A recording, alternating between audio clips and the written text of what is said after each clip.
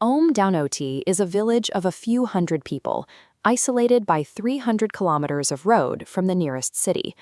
On a morning dictated by a relentless light drizzle, three friends sit at a tea stall, trapped in the specific, heavy boredom of a place where nothing ever seems to happen. Sarthak, looking for a way to break the monotony, proposes a night fishing trip. It's a transparent play for excitement, and he uses the hesitation of his friends, Vinay and Lalit, as leverage, mocking their fear of the dark until they agree to follow him. To get a boat, they visit Gangaram Kaka. As an elder who lives on the outskirts, he serves as the gatekeeper of the community's unspoken rules. He warns them that the river changes at night, becoming a place where things usually hidden from sight start to surface. Before they leave, the old man ties a coarse black thread around their wrists. He presents this as a necessary barrier against the specific dangers of the riverbank, dangers that he implies they aren't equipped to handle. Sarthak accepts the thread, but maintains a smirk of adolescent hubris. This is the ingrained belief that one's own logic is superior to the warnings of the past, rendering the rules of the older generation irrelevant. As the boys push the boat into the current, they're doing more than breaking their parents' rules. They're leaving the physical and social safety of the village to enter a space governed by the internal logic of folklore. The transition is immediate. The village lights disappear, leaving the boys in a landscape of black water and heavy silence. The familiar world is replaced by an environment where they have no visual or social anchor. When the initial casts yield nothing, Sarthak's need to prove himself grows. He steers the boat toward the Shamshan Ghat, the village cremation ground, ignoring that this area is strictly avoided after sunset.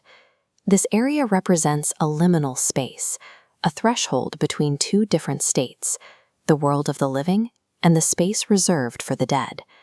By crossing the river to the cremation ground, the boys have moved beyond the protection of social norms. In the dark, the act of fishing becomes a tedious, physical rhythm. Sarthak casts the net repeatedly, his frustration masking the growing tension of being in a place where they don't belong. The rhythm breaks when the weight of the net changes. Sarthak hauls the wet mesh aboard, finding a severed human head tangled in the cords. The discovery marks the end of their perceived control. By entering the taboo zone, they have forced a confrontation with the very things the village elders had warned them about. Logic fails immediately. The boat stops dead in the water, as if anchored by something beneath the surface, trapping them within sight of the riverbank. On the shore, a figure appears in a white sari. She stands motionless on the mud, her presence defined by having no head. She demands the return of what the boys have just pulled from the water. The bravado Sarthak displayed at the tea stall vanishes. Faced with something that cannot be argued with or simply ignored, the terrified boys jump into the river, choosing the risk of drowning over the figure on the bank. In this moment, the boys are reduced to a state of pure survival. The modern world and its rationalities are gone, replaced by the visceral experience of being hunted. The boys eventually reach a lit house on the outskirts of the village. They are shivering and incoherent, desperate for the homeowner to explain the impossible encounter they just survived. The man who lets them in knows the story. He identifies the figure as a girl from a nearby village who disappeared shortly after marrying against her family's wishes. He is describing an honor killing.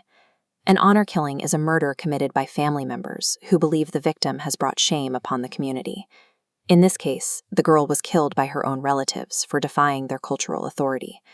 The forensic reality is that her head was removed to prevent the authorities from identifying the body. It was a practical step taken by her killers to ensure she remained an anonymous victim, erased from the physical record of the town. These ghost stories often serve as a community's way of processing events that are too dangerous to discuss openly. The myth of the headless woman allows the village to acknowledge a crime while avoiding a direct confrontation with the neighbors who committed it.